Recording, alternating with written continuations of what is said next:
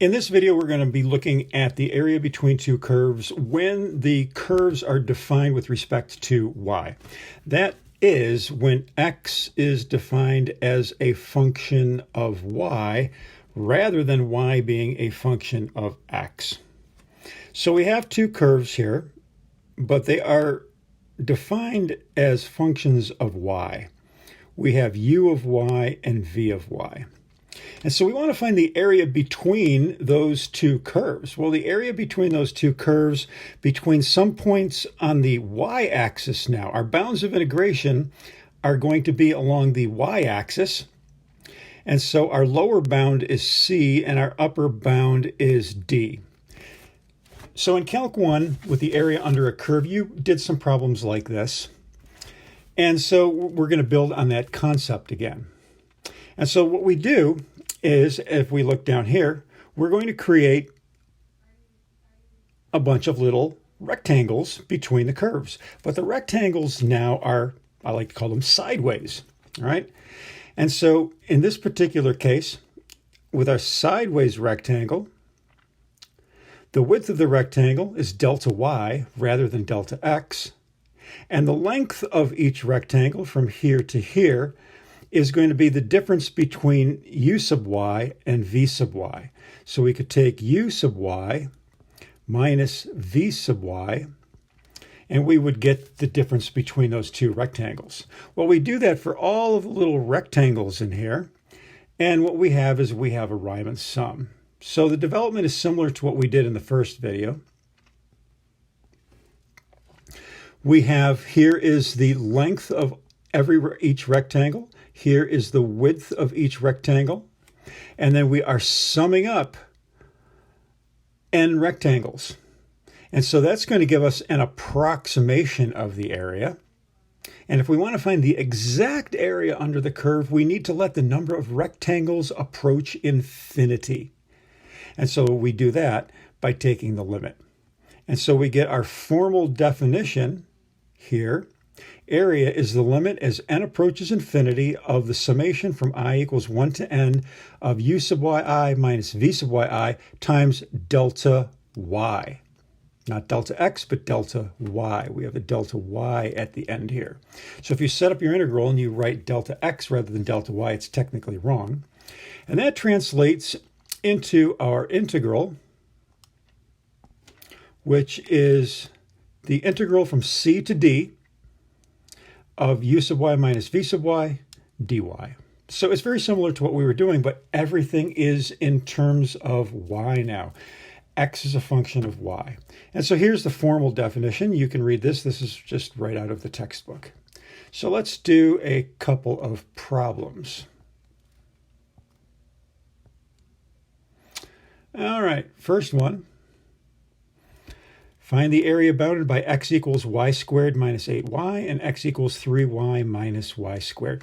Now, I am going to go back to Desmos here because Desmos can graph sideways just as easily as it can graph normal functions. So when we take x, we can write x equals, and we want y squared minus 8y. So there's our first equation. Desmos doesn't mind writing functions in terms of y. And x equals 3y minus y squared. 3y minus y squared. All right, so there are our two, and we want to find the area bounded by that region. So looking at Desmos, let's get a picture here we can see. There we go. So it looks like we are bounded from this point right here to this point right here. It's where they cross, 0, 0, and negative 13.75, 5.5. And so we're drawing our rectangles sideways from now. So we have a top function and a bottom function. So our top function is going to be this function from our one bound to the other bound. And then this line is going to be the bottom function. And so let's go back to drawing. So I attempted to make a little bit of a sketch there. And another thing with Desmos, again, going back to that, remember that we're looking for the y values as the bounds here. 0, the y value is 0, and the y value is 5.5. And of course, you could do this algebraically if you wanted to. And so the top function, again, is 3y minus y squared. The bottom function is y squared minus 8y. Top function being this one. Because if you look at it in terms, when we're looking at y in terms of x, the function value that has the greatest y value is on top. Well, now y is a function of x. The function that's on top is the one that's going to have the greater x values. So the green function has greater x values than the orange function. And we are making our rectangles sideways.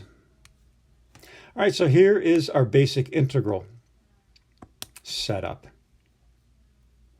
And so we find the antiderivatives, evaluate them, and we end up with 1331 over 24, which as a decimal is 55.45. And once again, you can go back to good old Desmos, and you can enter in the original problem.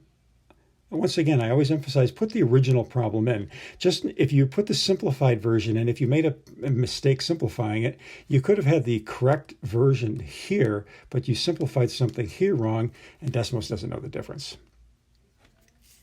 All right, next problem, and last one in this first set of notes. Find the area enclosed by x equals y squared minus 6. X equals e to the y equals -1, y equals 1. So we have this function right there. And so it looks like here is our shaded region in here. So all of this region in there. Technically, I shouldn't have. That's not part of it. Right there. All right. So which function is on top? X equals e to the y is on top. That's this function right here. And then the bottom function, x equals y squared minus 6, is the parabola, is this one down here. So again, x equals e to the y has the larger x values, so it goes on top. And so we set up our integration problem. You can enter that into Desmos and see what you get. Simplify it. To do this algebraically, you're going to want to simplify it a little bit. And then finding the antiderivatives. The antiderivative e to the y is e to the y. Negative y squared is -1/3 y cubed, and 6 becomes 6y. Evaluated from -1 to 1. Here's the answer that you're going to want in WebAssign. Here's the answer that Desmos is going to give to you. And you can always just evaluate e minus 1 over e plus 34/3 in Desmos. Enter the original integration problem in Desmos, and you should end up in both cases getting the same number, 13.68. All right, that's it for this video, and that's it for the first set of problems in the homework. So I hope you enjoyed these videos. Let me know if they are helping, and if there's anything else that I can do to make videos to make your life a little bit more enjoyable and easier. Bye-bye.